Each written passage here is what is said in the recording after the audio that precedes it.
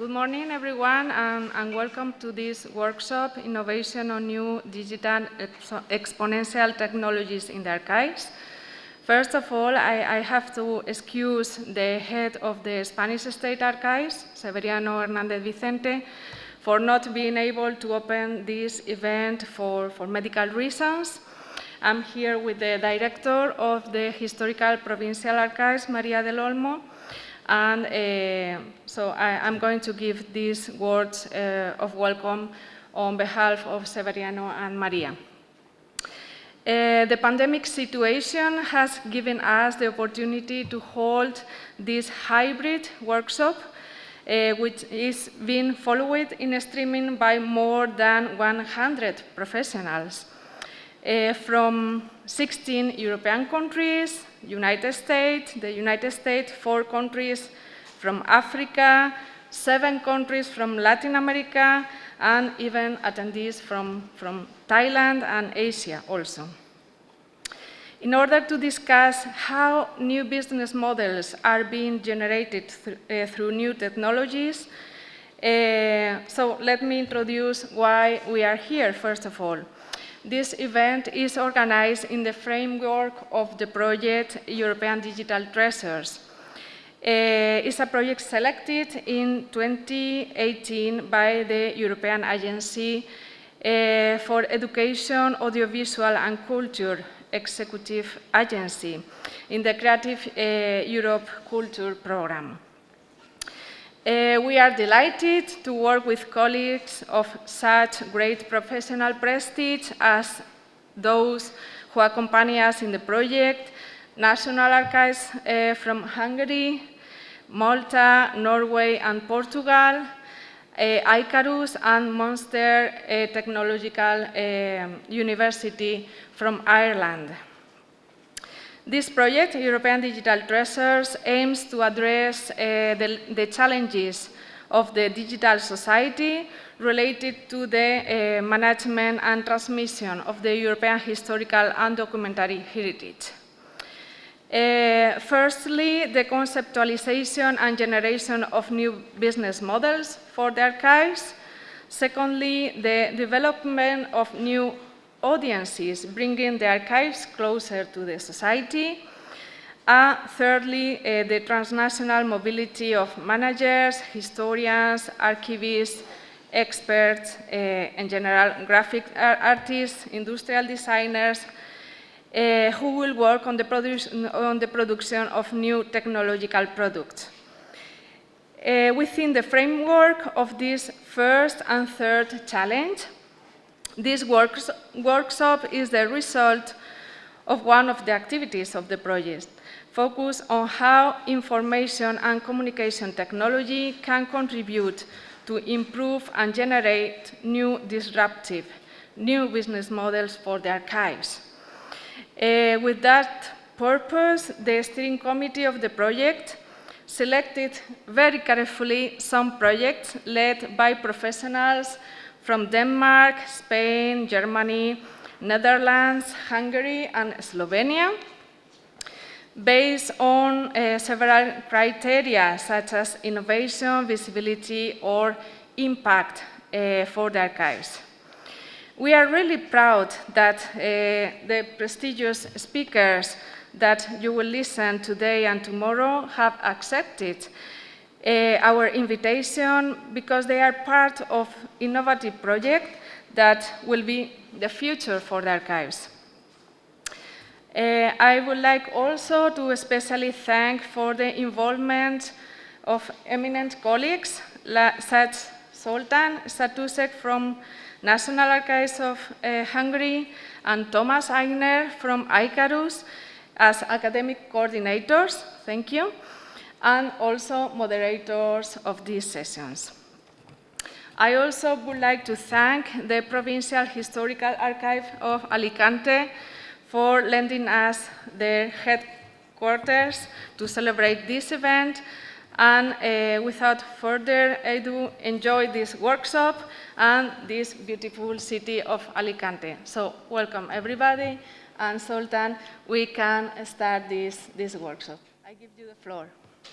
Nice, Cristina, thank you. Thank you for your kind welcome words. So I am Zoltán Szatucsek. I've been working for the National Archives of Hungary for more than 20 years by now. And during these 20 years, I could meet most of them. So I am very happy that so many well-known faces I can meet here in this room. And I'm also very happy that so many registrants registered online. So of course, we suffer a lot of things for this pandemic, but it also brought new ways of communication, and through these online channels, which actually maybe a custom habit to use every day now, that we can reach a much broader audience. I would like to also say thanks for the hospitality of the, Archivo Provincial de Valenciana? Alicante, sorry. And sorry for my Spanish pronunciation, and Maria, who is the director of this archive. So it's very nice to be here and enjoy this Spanish late summer here. So regarding this academic program, the academic part of these 2 days, we have, I think, a very strong program. As Cristina told us, the European Digital Treasures project aimed to bring closer the archives to the society in different ways, to make the archives reach easier the users, to communicate, to introduce new business models for the archives, to be the archives more easier to sell to the society.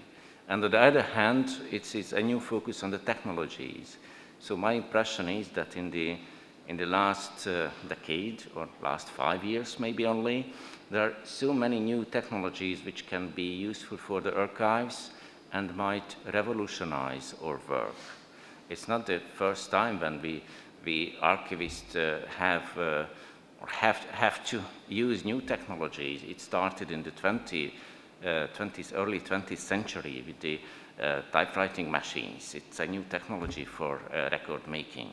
It's a continuous process, but I think in the last 10 or 5 years, these new technologies which are invented or started to use will revolutionize our work.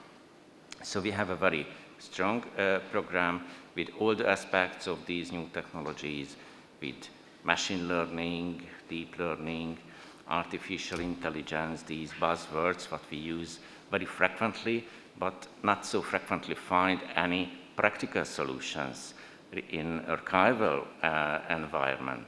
So during these days, we will meet with project, deal very pragmatically, very closely with these things.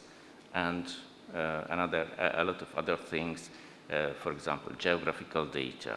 For these reasons, we have a really various kind of speakers here. We have professors from universities.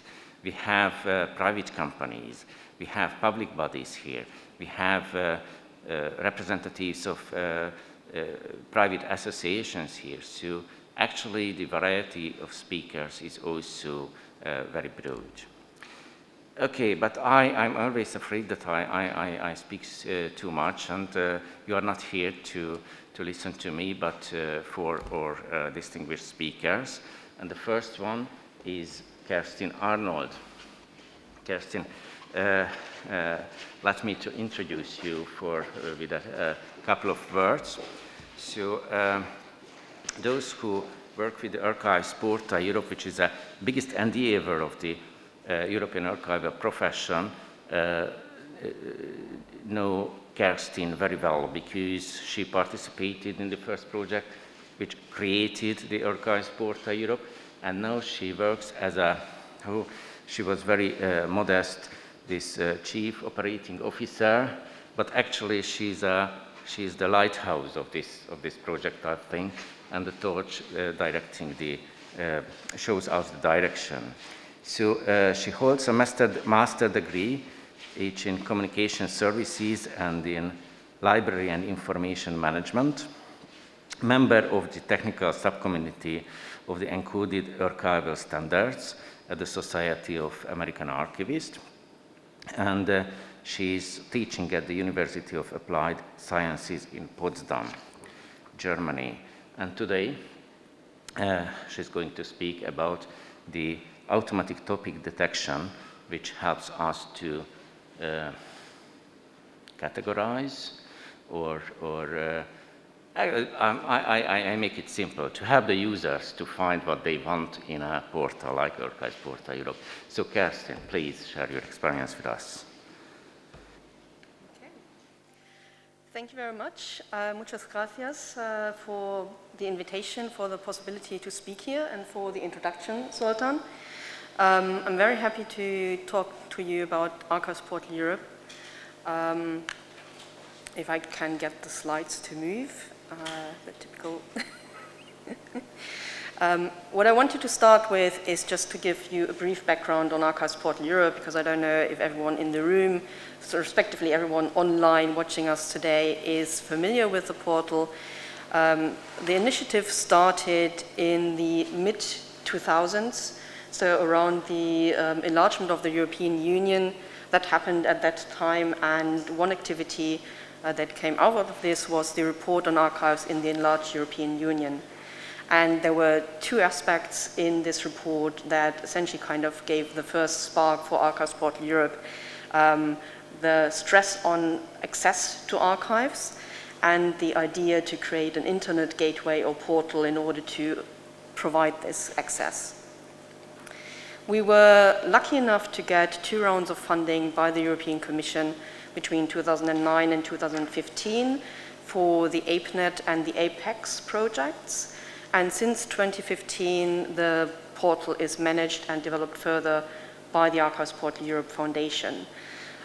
With the colors, you can see that we've substantially grown in the second phase. So we added about kind of the same amount of countries that we already had in the first project during the second phase.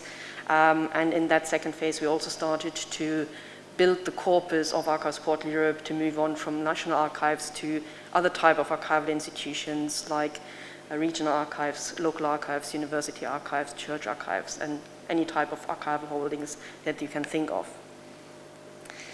At the moment, the portal holds information from 34 countries, about around 7,000 institutions. We have a collection of 600,000 archival fonts and collections, most of them described up to the item level, and quite a few of them including links to digital archival objects, so that the user can actually experience the whole way through to the actual documents in Archives Portal Europe, but also gets additional information on how to go to the archives and do research on site if needed.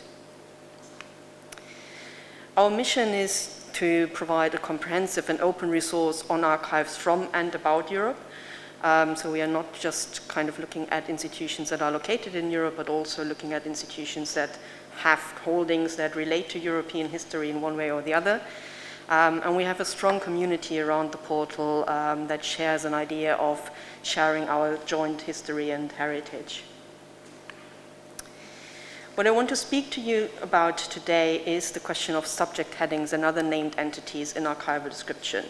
And essentially, that's the main thing that Archives Portal Europe is dealing with. So the archival description, so the metadata that gets to us by the content providers, is what we work with every day. And we found different status, so to say, in the control access terms area. Ideally, we would want these to be signed at the very beginning, so as a part of archival description, but we have seen throughout the 10, 11 years that the portal now exists, that this is not always the case, and there might be different reasons for this. So it's either not necessarily part of the archival description of a certain country or institution, it might be a question of resources, it might be that this is only kind of added on collection level but not on the item levels. And there also are varying stages of whether or not this is taken from controlled vocabularies or just kind of made up, so to say, by the archivists while they do their job. There also are different situations with regard to how far this is integrated in the archival management systems that are used. So some already have designated fields for this, but this is not always the case, and we also still have institutions out there that are using simple Word files or Excel or CSV that they essentially kind of create themselves when they describe their material. And in terms of encoding, so the question, what can Archives Portal Europe do with the metadata? There also are different stages out there. So what we are using as the main metadata source is encoded archival description, EAD, that's an XML standard. And there are fields to capture these entities, so you can kind of designate subjects or names from persons or places if you want to. But this might not always be used in all of the descriptions. So sometimes you might only find the name of a person or an institution or a place as part of a longer descriptive text. So these are the different issues that we are dealing with once the data gets to us as an aggregator. What we are doing at the moment is that we have created a list of central topics. So essentially we have taken those from existing vocabularies, mainly the UNESCO thesaurus, with some additions from the UK archival thesaurus, as we wanted to have an English-spoken baseline, so to say, in our context of international aggregation. The topic labels then were translated by our partners, sometimes kind of relating these English terms to terms from national vocabularies, sometimes just kind of providing a direct translation if that didn't exist. So that allows Archives Portal Europe to essentially kind of have a central entry point for users that is subject-based in some way and that they can access in their language, but that provides information in other languages as well. There are two ways how we make these connections. One way, and that's the ideal that we would want to have, is that we are picking up on subject headings that are already in the metadata. So essentially, there's a possibility for contributors in our back end to say, we have these subject headings in our data, please relate them to the central topic ABC. The second option that we have is that we have created thematic source guides, which essentially is kind of an overall combination of different collections and fonts that deal with the same topic, and that still allow our partners to kind of relate these collections and fonts via the source guide as a tool to the topics that we have defined online. So this provides kind of a high-level entry, but also means that there might be things in these source guides that are not kind of point-on for the topics. So it's kind of a tool that works to a certain extent, but not yet as good as we would want it to work. So just to summarize the challenges that we have at the point right now, not all archival institutions include subject headings. Not all countries use source guides. And essentially, all the tools that we provide our content providers at the moment require manual input from them. So it requires them to look into either their collections as they are, or to create a source guide and then to make the connection to the topics that we have centrally. And this means that at the moment, it's kind of a lopsided picture that we have in Archives Portal Europe, because it mainly depends on whether or not the colleagues have the time to do this. And at the moment, this means that we have predominantly French content that is tagged with topics, a little bit of German content, and then there is kind of bits and pieces in other languages. So what we thought is the question of, can we actually take this central data set that we have, and can we run something that automatically helps us to identify topics, to then be able to, at a central stage, or at the stage of the content providers, make these connections in an easier way. The timeline of this project, which is kind of right in the middle at the moment, was that we started with a proof of concept last year together with the King's College London, between May and October. We have just finalized the alpha phase with a few additional developments, and we are looking into going into beta development kind of in the fourth quarter of this year towards the first half of next year. We have two objectives with this. The first step is we want this tool to help us identify material that is not yet tagged with a specific topic but relates to that topic. And that should not be requiring subject headings to be available, but essentially kind of pick up on information that already is in the metadata, for example, as part of the title or as part of the content summary. And it should be an extension to the current keyword search that the portal already has, which is kind of the standard keyword search that all these websites have nowadays, with Boolean operators and wildcards, so to say. The second objective that we have with this tool, and that will probably be the main point that we want to work on in the beta phase, is based on this identification of related documents, we want to flag these materials in order to then be able to actually make the connection to the topic, and ideally to make this connection in form of linked open data. So picking up on linked open data vocabularies where these topics already exist, making use of the URIs that exist to then also allow us to essentially link the data set in Archives Portal Europe to something like the Library of Congress subject headings, to Wikidata, to the Virtual International Archival Authority file when it comes to person names, or to geonames when it comes to names of places. And the idea is to do that collaboratively, and I think that was also one of the things that came out of this last 1.5 years that we all went through, that we want to kind of have something that we can work on collaboratively, independent from where we are located and independent of a specific time that we have to arrange to all do this together. So essentially having something that everyone can work on in their own time if they want to. And this should be something that could work for our content providers, but also for users. So we, at some point, would want to integrate this in Archives Portal Europe so that users can actually help us identify documents related to topics. Because they sometimes know their topics better than the archivist does, and they might be better placed to actually tell if something is relevant for a certain topic or not.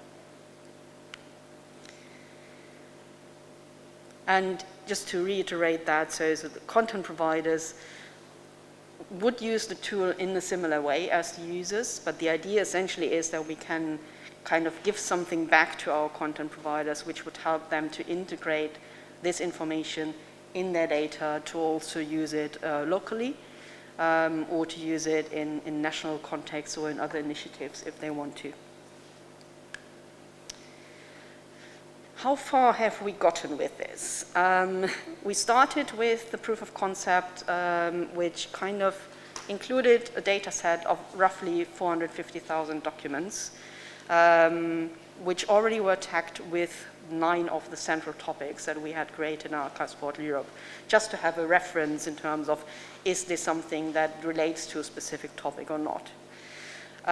The challenge in this was that we needed to balance the selected topics between having topics that cover a certain language broadly enough that the tool can actually learn that language and can learn which terms appear next to each other, but then also having topics that cover at least 2 different languages so that we can also approach the multilingual question that we have in Archives Portal Europe. Because with the content that we have coming from all over the continent, that means we currently cover content from more than 24 languages and 5 different alphabets. And we also wanted to have kind of topics in a variety of size, so kind of large topics that already kind of covered 100,000 documents, but also included a few smaller topics with just kind of a few hundred of documents already tagged with them, to see whether or not kind of the amount of existing taggings has an influence on how good the tool understands the topic and what the topic is about. In the alpha phase, we extended that only a little bit, so we are currently working with a data set of 675,000 and 13 topics, and we added a few more languages with that. So we also kind of looked into languages that are not usually represented in the existing tools.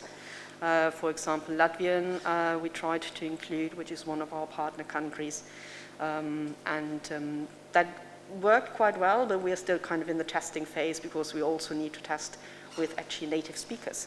And no one in the project team spoke Latvian, so this is still something that we have to do to really verify that this is working as we would expect it to.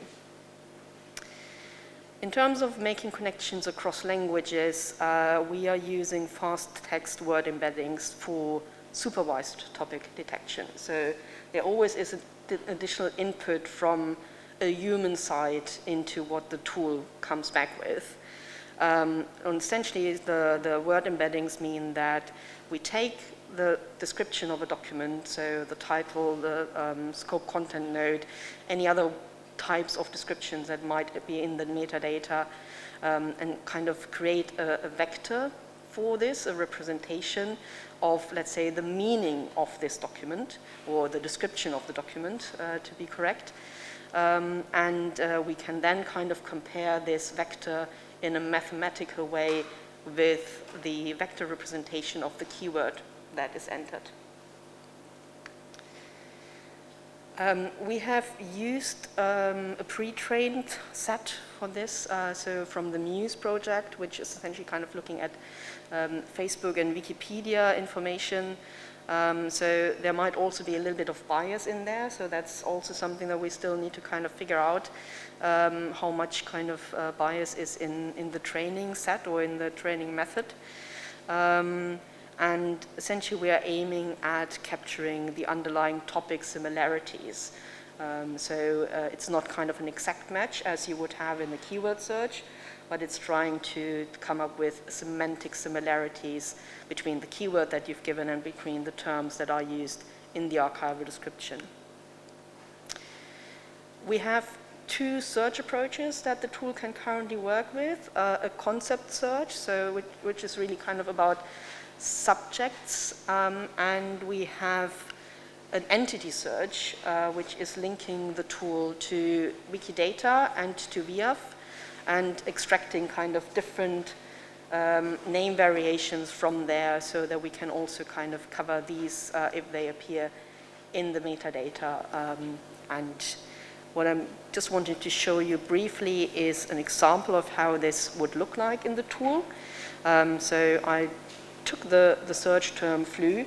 No idea how I got to that term, but let's just stick with it. So I'm saying I'm searching for flu in English, and I'm searching for this as a concept. And what the tool comes back with initially is kind of a list of documents that relate to this term. And when I look into this, you can see there are kind of different variations of how detailed that semantic connection is. So the first one in German includes the translation of flu, Grippe, same as the first French example, where you can see la mortalité par grippe. But we also have the second example in French, where we are talking about an epidemic, in this case, the pest. So depending on your idea that is behind your search term, you might include the third example or you might not include it. So this is kind of just to illustrate some of the semantics that are behind this. And this is just to show that of the predefined topics that we had in our selection, we also have kind of all different types in there. So it might come from different backgrounds, different types of documents, or different types of times or different kind of location connections that are there. The entity search, as I mentioned, is currently mainly picking up on Wikidata, and we also just recently have included a connection to VIAF. And essentially what we are doing there is we are retrieving name variations from those vocabularies. We are also pre-processing the names. For example, in Wikidata, you might have entries that in some languages include a date of birth, a date of death, but not in other languages. So at the moment, we're currently kind of ignoring these additional bits and pieces of information in order to just simply have the name strings. And we are looking into extending that in future. The initial results were positive, so we had kind of a relatively good coverage in terms of finding information that really related to the topic. There certainly is still more to do. The data set that we currently have is only kind of a very small part of what Archives Portal Europe holds in complete. And so we are looking forward to the beta phase where we are going to try to, on the one hand, have more active workshops with colleagues from the archival community, but also with researchers as our main kind of user group, and where we want to extend all of this to ideally the whole data set of Archives Portal to really kind of have everything that we can include. And here I'll end because I think my time is up. Actually, your time is up, but you can continue because we've gained some time, additional time in the welcome speeches. So if you want to share something. I've got a few more slides just with regard to the prospective extension in the beta development, which I kind of already said. So we're looking into workshops, hackathons, some kind of that during the next, let's say, 9 to 12 months. We want to make more use of existing linked open data sets and vocabularies. As said, extend the data set that we are working with, and then also kind of offer this tool to our content providers to actually see this part of the possibilities. So kind of, can we really interact with this tool, and can this tool be a basis for us to get to more documents being tagged with topics and then being usable as such in Archives Portal Europe. All of this can be followed on GitHub. So under the Archives Portal Europe Foundation, there is a repository topic detection where you can see the project's current status and next steps. And there also is the code for the initial proof of concept tool. The current version of the tool will be made public in the next week. But the link to that will also be on the GitHub side, so that's kind of your main point of contact, so to say. And with this, I'm closing for real. Thank you very much, and I'm looking forward for any questions from the room or from online. Okay, thank you. Thank you, Kerstin, for this very interesting presentation and this very promising development. And I ask my colleagues whether we have questions online. Not yet. Okay, but I would like to encourage you to take the opportunity to pose questions to our speakers. And from the audience, okay, I take the privilege to ask first.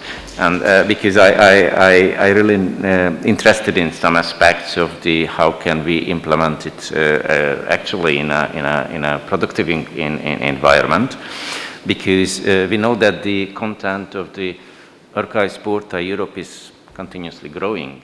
So probably it was envisaged as a kind of function when we upload new data, it automatically detected for these topics.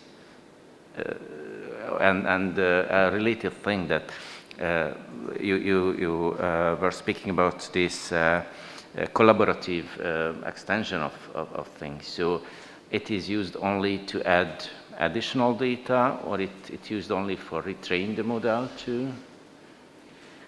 So there are different ways how we can approach this, and there isn't kind of a definite decision on where this kind of collaboration will happen, on which level. I think probably, let's say, the easiest or less contagious, so to say, would be if we do this on the central level, so on the application level. So essentially kind of picking up on the metadata that we get from our content providers and then having kind of an enrichment step that happens upon upload or that happens kind of upon publication, essentially, because at the moment the tool is picking up on what our search index uses in Archives Portal Europe. Ideally, we would, of course, actually be able to be in a position that we can give this back to our content providers, because we would want this information to be there in the source data, not only kind of as something that we add on the aggregation level, because otherwise we will always have to kind of keep track of that. So as soon as something is updated, we will have to kind of rerun the process. We'll have to see, okay, have there any new topic relations being added? Has something that we had tagged previously been removed for any reason? And so there is still a question that we need to figure out what will be the best way to do this. And the same essentially with regard to user-generated content. I think there are quite a few colleagues who are interested in getting this input from the users and in potentially taking it on board. But I know that there are also others who are a little bit more cautious about this, because at the moment we can't really say what type of feedback that would be. Actually, it's how can I say, there are some risk with how we use it, these user-generated content, particularly for trainings, because I had stories about that users, particularly with tagging, they used so broad concepts, which actually made the whole thing unuseful. So, for example, if you tag each document, each archival document as tagged as history, it doesn't really help. It doesn't really help. So, and so that also might be considered. Where, how do you use it content? So it's very nice. You're right. So for further questions, please. To Kerstin. Okay. The good news is okay. Oh, there is someone. István, please.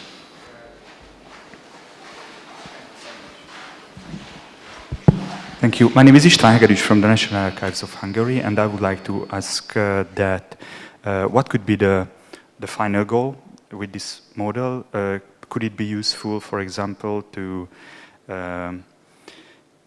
generate, I don't know, for example, finding aids, which could be more precise, more useful than, I don't know, a group of archivists could make?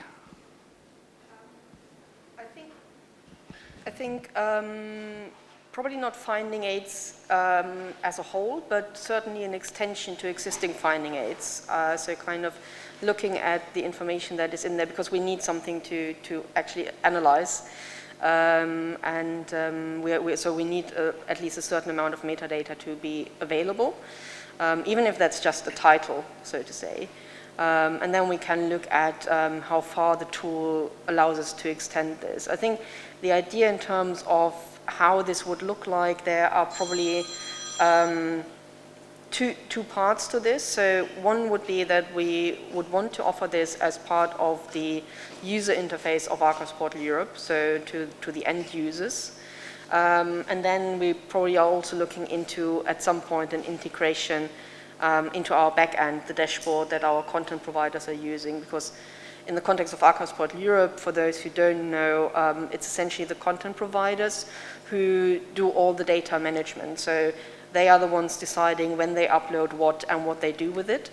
And in this context, we would want to offer them this possibility to kind of just review what they've just uploaded with this tool and then decide whether they want to activate the topic tagging in the process of publication, or if they don't want to do that, then it's their decision, so to say. But that would be kind of the tool ideas in terms of how the tool could end up in the environment of Archives Portal Europe.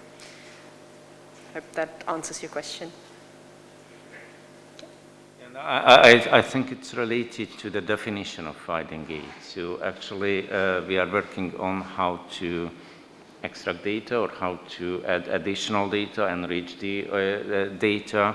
with different kind of tools, opportunities and such opportunities, and that's it, that kind of global finding aid. So how to help the researchers to, but one thing is important, to do it automatically or support it automatically, because we have a huge, immense amount of materials in the archives accumulated and limited resources to develop that. So without this, we are not able to do it. Okay, so further questions, please.